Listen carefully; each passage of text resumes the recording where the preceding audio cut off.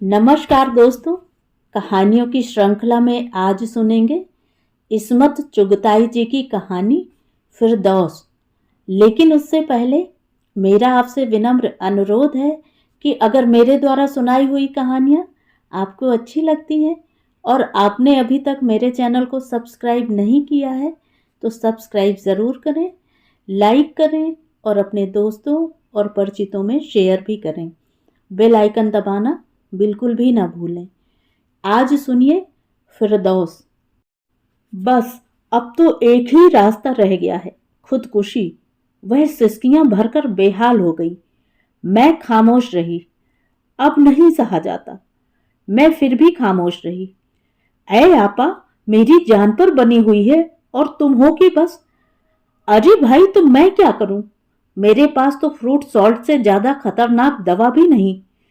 अल्लाह, तुम्हें मजाक सूझ रहा है और यहां जान पर बनी है। जान पर बनी है तो फिर क्यों परेशान होती हो? अल्लाह ने चाहा तो मौत खुद ही आ जाएगी। वैसे खुदकुशी हराम भी है। यूं मरोगी तो सीधी जन्नत में जाओगी कि शौहर पर जान छिड़कने वाली बीबियां जन्नती होती हैं। सच कहती हूं, वह हरामजादा एक दिन मेरी जान लेकर छोड़ेगा। फिर तो तुम्हें जन्नत में जमुर्रत का महल मिलेगा। शौहर यानी मजाजी खुदा की बख्शी हुई मौत तो ऐन शहादत के रुतबे पर पहुंचा देती है। उन्हें हंसी आ गई। धुआंधार बारिश में सूरज जगमगा उठा। सलीमा खातून, 2 बच्चों की मां, बला की सुंदर वेशभूषा और कम उम्र लगती थी। शौहर नामुराद आए दिन शराब पीकर ठुकाई करते। सास सगी खाला थी पर निरी सिरके की बोतल धरी थी। कम उम्र में बेवा हो गईं और इकलौते बेटे की चाहत में जवानी फूंक दी। भली बीबियां उनके आंचल पर नमाज पढ़ती थीं। मिलाद शरीफ किस सोच से पढ़ती थीं। तकसीम के वक्त यह बूढ़ी नानी को छोड़कर न जा सकी कि उन्होंने मां के बाद पाला पोसा। शुरू ही से सलीमा को आंख के तारे इकलौते वाहिद खां के लिए मांग लिया था। बूढ़ी नानी को बेटा बेटी नए मुल्क में कहाँ ढोते फिरते। पुराने आबाई मकान से होते हुए सब चले गए। खुदा जाने क्या घपला हुआ कि बुढ़िया को एक खस्ता मकान में नाकारा सामान के साथ छोड़ गए। रिश्ते में वाहिद खान सलीमा के मामू लगते थे। 7-8 बरस बड़े होंगे। अब मुझे ज्यादा विस्तार तो याद नहीं, निहायत अरुचिकर विस्तार होगा। लखनऊ में सलीमा ने एफए तक की तालीम पाई और फिर वाहिद खां बीए के बाद किसी फर्म से बंबई में जुड़ गए और शादी करके मां समेत आ गए। 2 बच्चे हुए। सलीमा ने ट्रेनिंग लेकर म्यूनिसिपल स्कूल में नौकरी कर ली। वाहिद खां की आमदनी अच्छी थी। 2 बच्चे टूटी फूटी दादी क्या संभाल पाती। सलीमा से मेरी मुलाकात एक स्कूल के जलसे में हुई थी। बड़ी अदब नवाज थी। कभी मुशायरों में मिलना हो जाता। वह मोहम्मद अली रोड पर रहती थी। कभी उधर जाना होता तो मैं थकान उतारने उसके यहाँ चली जाती और कभी मैरीन ड्राइव पर चाय का प्रोग्राम बनता तो वह मेरे पास भी आ जाती। मगर उसके शौहर कुछ खींचे से रहते थे। नौकरी कभी किसी स्कूल में आर्जी तौर पर कर लेती, कभी ट्यूशन कर लेती। उसकी सास को ये मक्कारियां कतई पसंद नहीं थी। अपने चाव से शादी की थी लड़की पसंद करके। अपनी भतीजी थी, पर न जाने क्यों डरती थी कि ये हसीन जादूगरनी बेटे को उल्लू का गोश्त न खिला दे। सलीमा बताती थी कि मेरी ख्वामख्वाह शिकायतें करती रहती हैं। मुझसे भी बड़ी बी ने कुछ आज़ाद औरतों पर कटी कटी बातें की। मैंने कतई नोटिस नहीं लिया और दिल बहलाने वाली बातें की। भाई, मेरे बच्चे तो आपा ने पाले। बस यही शिकायत थी कि खिला खिलाकर मोटा कर दिया। लड़कियां अब फांका करती हैं। बेचारियां दूध मक्खन को तरसती हैं। वह सुघड़ाए पर जोर देती। बच्चों की परवरिश मां का फर्ज। घरदारी पर जोर देती। घरदारी बावर्ची और आया मिलकर बहुत अच्छी कर लेते हैं। मैं तो मोटापे के डर से अच्छा खाना पकाने पर बावर्ची को डांटती हूँ। ख्वामख्वाह जस्सावाला के क्लिनिक जाकर गोश्त छुड़ाना पड़ेगा, सलीमा ने कई बार दबी जबान से कहा। वह बहू को मेरी किस्मत से बचाना चाहती है। एक दिन वह बार बार अपने रणापे का रोना रो रही थी कि कैसे उन्होंने बेटे की खातिर दूसरा निकाह नहीं किया। अरे वाह, क्यों नहीं किया? माँ बाप की लाज समेटे जवानी राख कर दी। आपने बहुत गलती की। क्या पहले निकाह से आपके बाप की लाज भंग हो गई थी? ऐ खुदा ना करे, वह तो वालदैन के हुक्म की तालीम थी। हमने अपनी मर्जी से थोड़े ही कसम ढूंढा। उन्होंने चोट की क्योंकि उन्हें मालूम था कि मैंने खुद कसम ढूंढा था। मगर हमारे रसूल लल्लाह को तो खदीज तुल कुबरा ने खुद पैगाम भेजा था। ऐ भाई, वह तो पैगंबर रसूल के अजीम इंसान बंदे, हम गुनाहगार उनकी पांव की खाक के बराबर। मगर तलाक का हक और दूसरे निकाह की इजाज़त और आज़ादी सबसे पहले इस्लाम ने औरत और मर्द दोनों को बराबर दी। खुदा के वास्ते मेरी जान छोड़ो। वह फूट फूट कर रोने लगी और सलीमा की सिट्टी गुम हो गई। वाहिद का चेहरा सुर्ख हो गया और मैं डरी कि कहीं बुढ़िया मुझे पिटवा न दे। वह फूट फूट कर रो रही थी। मुझे भी अपनी सिट्टी गुम हुई नजर आई। अच्छा भाई, खुदा हाफिज। चाय आपा, चाय तो फिर रश बढ़ जाएगा, फिर कभी। और मैं हटी वहां से। मैं भूल भाल गई, मगर एक दिन सलीमा दहाड़ों दहाड़ रोती चली आ रही है। ऐ भाई, क्या हुआ? कुछ नहीं। तो क्या इतने दिन बाद मिलने आई हो इसलिए यह मोहब्बत के आंसू हैं?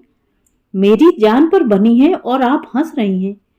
भाई, मुझे रोना तो आ रहा है, मगर मेरी आंखों की ग्रंथियां कुछ खराब हैं, आंसू नहीं निकलते। यकीन मानो, मेरा दिल तो फूट फूट कर रो रहा है। हालांकि मुझे यह भी नहीं मालूम कि तुम रो क्यों रही हो। तो लीजिए, जी खोलकर हंसिए। उन्होंने बुर्का दूर फेंका। उनके सिर पर पट्टी बंधी थी। बाहों और पिंडलियों पर बड़े बड़े नील पड़े थे। नाक के पास लंबी सी खरोंच थी जिस पर मर्क्यूरी क्रीम ने और रौनक बढ़ा दी थी। कोई 1.5 साल बाद उन्हें देखकर उलझन हो रही थी। हड्डी पसली तो। वह फूट फूट कर रोने लगी। मेरा जी दुख रहा था, जल रहा था, मगर मैं हंसती रही। फिर बोतल से पानी उड़ेलकर थर्मस में बर्फ का टुकड़ा डाला। पानी पीकर उनका जरा जी संभला। आपा, मैं तो मर जाऊंगी, अब नहीं सहा जाता। मगर मगर क्या करूं? बच्चों को कैसे छोड़ दूं? वह हिचकियों से रोने लगी। मैंने घंटी बजाई। बावर्ची दरवाजा खोलने के लिए जाग चुका था। मैंने चाय के लिए कहा और आदत अनुसार वह सेव, दालमोठ, काजू वगैरह ले आया। उनका दुखड़ा सुनने को दिल नहीं चाह रहा था कि उन्हें चीन से लाई हुई एल्बम दिखाने लगी। 2 गोलियां एस्प्रो की दी जो उन्होंने चुपचाप निगल ली। फिर उन्होंने तफसील शुरू की। भाई, बोर ना करो, मैं 85 बार इसी किस्म के किस्से सुन चुकी हूँ। मुझे मालूम है कि बड़ी बी ने मेरे हिस्से का गुस्सा उस अहमक बहू पर उतारा होगा, मगर हद हो गई कि 1.5 बरस बाद गुस्सा उतर नहीं चुका। तुम इतनी बेबस तो नहीं कि बेकसूर जूते खाती रहो। ना ही तुम्हारा खसम पहलवान है। तुम पलटकर एक थप्पड़ भी नहीं मार सकती। हैं आपा, शौहर पर हाथ उठाऊं? तो फिर खामोश पिटती रहो। जन्नत में बड़ा शानदार जमुर्रत का महल मिलेगा। तुम्हारा मियाँ हूरों के चक्कर में तुम्हारी खिदमत का मोहताज नहीं होगा। हाँ, बुढ़िया जो तुमसे पहले ही विराज रही होगी, शायद टेढ़ी खीर साबित हो। खुदा के लिए ऐसी कुफ्र की बातें! तुम मुझे गड़बड़ाकर ऊटपटांग की बातें कहलवा रही हो। अच्छा, खुदा हाफिज, मुझे बर्थडे पार्टी में जाना है। वह खामोश मुझे घूरती रही, फिर लंगड़ाती हुई चल दी। ये कमबख्त बूढ़ी सासें भी अजीब तमाशा होती हैं। बड़े अरमान से बीबियों लड़कियों में से चांद का टुकड़ा ढूंढकर उसे बहू बना लेती हैं। बेटा बहू का गुलाम बन जाता है। जब देखो उसके कलेजे में छुपा हुआ है। माँ तो जैसे कोई चीज ही नहीं है। क्या अजब जो बेटे के कान भरे और वह उसे सड़क पर फेंक दे। बुढ़िया दर दर की ठोकरें खाएगी, किसकी जूतियां संभालेगी? हाँ, खसम को रिझाने के लिए सरे शाम ही 16 श्रृंगार शुरू हो जाते हैं। आया और चहेती के कलेजे में घुसा, जैसे माँ तो कुछ है ही नहीं। अरे 9 महीने पेट में रखा, खूने जिगर पिलाकर पाला, खुद गीले में सोई, बच्चे को छाती पर सुलाया, और सपूत ने यह अंजाम दिया कि मां से दो बातों की फुर्सत नहीं। एक के बाद दूसरा अभी नहीं, दूसरे के बाद तीसरा कभी नहीं। दुश्मनों के मुंह में खाक। जो उन दो बच्चों को कुछ हो जाए तो गोद खाली, खानदान ही खत्म। यह हरबा निशाने पर बैठा और मियां बीबी में खटपट शुरू हो गई। जाहिर है अम्मा जान ने तो बेटे की तरफदारी की। बीबी अगर बच्चा रोग तगड़ में लगाती है तो यार धींगड़े भी दिलेरी से पालेगी। मर्द तो मुंह कीचड़ में मुंह डालें तो कौन सी नई बात होगी। कभी यार दोस्त घसीट ले जाए तो जाना ही सजता है, मगर बीबी जो हरामियों की फौजें जुटा दे तो बस भड़क उठे और चली चार चोट की मार। सलीमा ने लूप क्या लगवाया कि गले का फंदा बन गया। वह बोझ समझकर मेरे सिर पर नाजिल। मैंने धक्के तो नहीं दिए, हाँ जहनी धक्के देकर चलता किया। मुझे ख्याल भी नहीं आया कि सलीमा ने आना जाना बंद कर दिया। बेख्याली चली जा रही थी कि पीछे से तरोताजा गोबर के ढेर में पैर पड़ा। बाखुदा टैक्सी वाले को आवाज दी। एक नजर डालकर फर्राटे भरता यह जा वह जा। लोग मेरी दुर्गत पर इत्मीनान से मुस्कुरा रहे थे। 4 कदम में सलीमा का घर देखकर जान में जान आई। सलीमा भागती हुई कोठे से उतरी और रोते हुए मुझसे लिपट गई। मुझे तख्त पर बैठाकर बच्ची से बोली, पापा से कहो मेरे गुसल वाला गर्म पानी तसले में ले आए, और लपक कर अलगनी से तौलिया उतार लाई। मैं ना करती रही, मगर उसने पहले लोटे की धार से पैर साफ किया, चप्पल निकालकर नीचे रख दी और मेरा पैर पोंछकर पाउडर छिड़कने लगी। भाई ये मेरी इतनी पाली पोस किस खुशी में हो रही है? जीती रहे वह भैंस। भैंस? कौन सी भैंस? वही जिसके गोबर ने आपको मेरे घर आने पर मजबूर किया। कहाँ गायब हो गई थी? जन्नत की सैर को गई थी। कश्मीर तो आप गए साल गई थी, फिर साइबेरिया गई थी। हैं किस कसूर में? वहां तो नमक की खानों में मजदूर बेड़ियों में जकड़कर फेंक दिए जाते हैं, जहां से उनकी हड्डियां ही निकलती हैं। बर्फ के तूदे वह जमाने लद गए। मैं तो गर्मियों में गई थी। कश्मीर से 1000 गुना बड़ी जन्नत। वही आसमान से बातें करते चिनार और बांसों के झुंड, 4000 से ज्यादा किलोमीटर लंबी पानी की झील, ऐसी सफाक की तह में नाचता सप्तर्षि मंडल भी दिखाई दे। वैसे ही सगुफ्तों के बोझ से झूलते ना जाने कौन से फूल, नाम भी याद नहीं, डायरी में लिखे हैं। और उई हुस्न, उफ, मेरी तो आंखें चकाचौंध हो गईं। इतने हसीन बच्चे जैसे कश्मीर के, बस उसमें से गरीबी निकाल दो। अरे बेबी, पापा से कहना थोड़े से पापड़ और पकवाएं। सलीमा, ये तुझे क्या हो गया? खसम पर हुक्म सादर कर रही है। जहन्नुम में जाएगी। अरे मर गए जहन्नुम में भेजने वाले। सासू जी, खुदा उनका साया हमारे सिरों पर कायम रखे। उधर पिछले कमरे में बच्चियों को कुरान पढ़ाने लगी हैं। वाकई बेकार बैठी ऊब जाती थी। तो तुम्हारी जान खाती थी, अब तो वह मेरी जान है। पूछिए यह इनकलाब आया कैसे? बताऊंगी, पहले चाय हो जाए।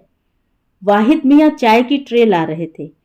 हाथ के धुले कपड़े और पैर में लंग, चेहरे पर भयानक शर्मिंदगी, बालों में सफेद लटें। मैं सन्नाटे में रह गई। वाहिद मियाँ, आप चाय नहीं पिएंगे? मैंने टोका। जी मैं उधर ही पी लूंगा, हांडी में प्याज लाल हो रही है, जल जाएगी। वह लंगड़ाते हुए डग भरते चल दिए। मैंने सलीमा की तरफ देखा। वह बड़े नाज से मुस्कुरा रही थी। मैंने उसका हाथ झटककर उठने की धमकी दी। आपा चाय। भाड़ में जाए तुम्हारी चाय और चूल्हे में जाओ तुम। आप ही ने तो कहा था। अगर मैंने यही कहा था जो मैं देख रही हूं तो मैंने झक मारी थी। मैं किसी इंसान की, ख्वाह वह मर्द हो या औरत, ऐसी जिल्लत नहीं देख सकती। मैंने तुम्हें जीने की राय दी थी, किसी को कत्ल करने का मशवरा नहीं दिया था। हुआ क्या? फिर सलीमा ने बताया कि एक दिन वे उसे पीकर मार रहे थे तो उस पर भी जुनून सवार हो गया। उसने जो धक्का दिया तो वाहिद चित गिरे। फिर दोनों में गुत्थम गुत्था हो गई और सलीमा बिल्कुल पागल हो गई। उसने उनकी पिंडली में ऐसे दांत गड़ाए कि खून का फव्वारा छूटा। कोई ऐसी रग कट गई थी कि खून रोके न रुका। वाहिद बेहोश। अम्मा की चिल्ली घोर सुनकर मोहल्ले वाले आ गए, उन्हें अस्पताल ले गए, मगर खून किसी तरह बंद न होता था। कितनी ही बोतलें चढ़ाईं, महीनों खटिया गोड़ी, सारा जमा जत्था चुक गया। जो जमीन का टुकड़ा था गिरवी हो गया। स्टील के कारखाने में जो नौकरी थी वह भी गई कि उनका रिकॉर्ड खराब था। वार्निंग पर वार्निंग मिल चुकी थी। ऊपर से अफसर पर नशे में हाथ छोड़ बैठे। प्रोविडेंट फंड पर पहले ही हाथ डाल चुके थे। बोतल की आदत ने नीम वहशी बना दिया। सलीमा को स्कूल में फिर पुरानी जगह मिल गई। अब खुदा की करम से इंटर तक हो गया है और उस उर्दू स्कूल की वह प्रिंसिपल है। 1200 तनख्वाह, ऊपर से अलाउंस, अच्छी गुजर हो जाती है। पैर का लंग नहीं गया। कहते हैं विलायत में ऑपरेशन कराना पड़ेगा तो शायद ठीक हो जाए। जहरबाद हो गया था।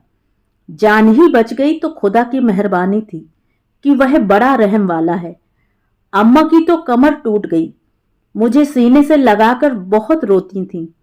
मैंने उनके पैर पकड़ लिए। उनके सिवाय मेरा कौन है? बड़े चाव से मुझे मांगा था, फिर न जाने क्या हो गया उन्हें। और चुड़ैल, तूने खसम को बावर्ची बना दिया। फटकार है तेरी सूरत पर। लो, मैं चाय पी ली और वाहिद के तले हुए पापड़ भी। अब तुम गारत में जाओ और वाहिद को मेरे पास भेज दो। आप हद करती हैं आपा। आप उन्हें मेरे खिलाफ भड़काओगी। उनसे क्या कहना है? मुझसे कहिए ना। तुम्हारी बला से मुझे कुछ भी कहना है? तुम हमारी बातें सेंध करती रहना। तुम्हें मुझ पर भरोसा नहीं है? तो भरोसा, पर आप ऐसे जन्नाटे से बात करती हैं कि इंसान मरगूब हो जाता है। गधी, तुझे यकीन है कि मैं उन्हें तेरे खिलाफ भड़काऊंगी? मैं वाकई बददिल हो गई। नहीं आपा जान। ठीक है, आप भड़काकर भी देख लीजिए। एक इम्तिहान भी हो जाए तो अच्छा है। यह बात हुई ना कुछ। वह चली गई तो वाहिद मियाँ लंगड़ाते हुए आए। जी, क्या हुक्म है? बदतमीजी न करो। मुझे तुमसे एक जरूरी बात में सलाह लेना है।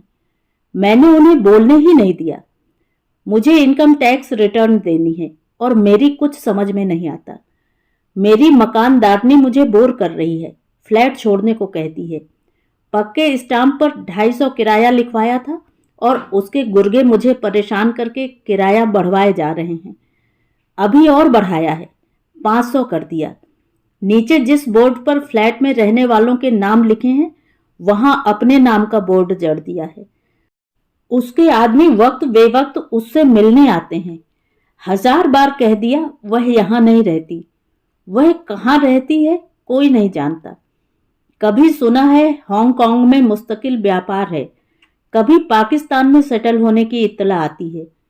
जो उस पते पर उसे पूछने आते हैं वह ख्वामख्वाह मेरा वक्त बर्बाद करते हैं।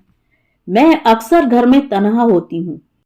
अब मैंने गोरखे से कह दिया है कि मुझसे बगैर पूछे किसी को मेरे पास न आने दें, तो मेरे अपनों को इस रोकथाम से बड़ा बुरा लगता है। कौन बदमाश है वे, मुझे बताइए। सालों को। वह एकदम घबरा गए। यह गाली तुम मेरे हिसाब में जोड़ दो। शुक्रिया। वह मुस्कुराने लगे। इसके अलावा मुझे इनकम टैक्स भरना नहीं आता। बहुत ज्यादा काम नहीं है, मगर जो बात समझने से जी घबराता हो वह बड़ी मुश्किल, मेरा मतलब है बड़ी लगती है। तो आप उनसे कहिएगा। वे कुछ सहम कर बोले। हाँ, मैंने पहले ही कह दिया कि मुझे किसी की मदद चाहिए। कभी तुम्हारे बारे में भी पूछ लूंगी कि कौन सा वक्त ठीक रहेगा। सुबह शाम का खाना एक ही वक्त हो जाए। रोटी कभी होटल से ले आता हूँ, कभी खुद डाल लेता हूँ। अब ऐसा करो, कल सुबह नाश्ते के वक्त काम खत्म कर लो और बस सब कागजात देख लो। वाहिद दूसरे दिन 8 बजे आ गए। मैं सोकर भी नहीं उठी थी। मैंने फाइल निकलवा दी। वह बैठे देखते रहे। खाने पर इनकार करने से पहले मैंने उनके लिए भी प्लेट लगाने को कह दिया। बड़े ही तकल्लुफ से खा रहे थे। 2-3 दिन में उन्होंने काम खत्म कर दिया। था ही कितना। कई बार मैंने उन्हें किताबों की अलमारियों में झांकते देखा। लाजवाब कलेक्शन है। मेरा नहीं, शाहिद साहब को किताबें जमा करने का जुनून था। पढ़ने की फुर्सत मुझे ज्यादा थी। तुम्हें कोई किताब चाहिए तो बेतकल्लुफ ले जाओ। यह मगर किताबों की सबसे बड़ी इज्जत और हिफाजत पढ़ने ही से होती है। वह बार बार खाने के कमरे में लगी हुई घड़ी देखने उठते थे। शायद किताबों के अलावा ट्रांजिस्टर और घड़ियां जमा करने का भी शौक था। 10-12 बहुत कीमती घड़ियां छोड़ गए। मैंने बांट दी कि मर्दाना घड़ियां लड़कियों के काम की नहीं थी। अब भी 2-4 घड़ियां थीं। मैंने उन्हें एक निकाल कर दी। वह घबरा गए। नहीं नहीं, बहुत कीमती है। मैंने कई तो बांट दी। शाहिद साहब के बाद बेकार पड़ी थीं। आप इस्तेमाल करेंगे, मुझे खुशी होगी। वह चुप हो गए। मेरा काम खत्म हो रहा था, मगर मेरी भांजी सलीमा को मदद की जरूरत थी। इनकम टैक्स के चक्कर में परेशान थी। देखते ही देखते उनके पास इतना काम हो गया था कि फुर्सत ही नहीं मिलती थी। वह 1500 की घड़ी कबूल करने के बाद कुछ लेने को तैयार नहीं हुए। दबी जबान से बोले, अगर फोन लग जाए तो। फोन लग गया। फिर ऐसा हुआ कि पिछले इतवार को टिन्नू की सालगिरह थी। मैं गई तो ऐसा लगा किसी अजनबी घर में भूले से आ गई हूं। भड़कदार कपड़े पहने बच्चे उधम मचाए हुए थे। लंबा चौड़ा केक चौके पर सजा था। बड़ी भी कासनी चूड़ीदार और पत्ती के काम का सफेद बुर्राक कुर्ता दुपट्टा पहने चौके पर डटी हुई थी। उठकर मुझसे खूब गले मिली। तब बेअख्तियार मेरे दिल ने सोचा, अगर फिरदौस बर रुवे जमी अस्त, हमी अस्त व हमी अस्त व हमी अस्त। तो ये थी कहानी। कहानी आपको कैसी लगी कमेंट करके ज़रूर बताएं। शायरी जो लिखी गई है उसका मतलब है, धरती में अगर कहीं स्वर्ग है तो यही है, यही है, यही है। धन्यवाद।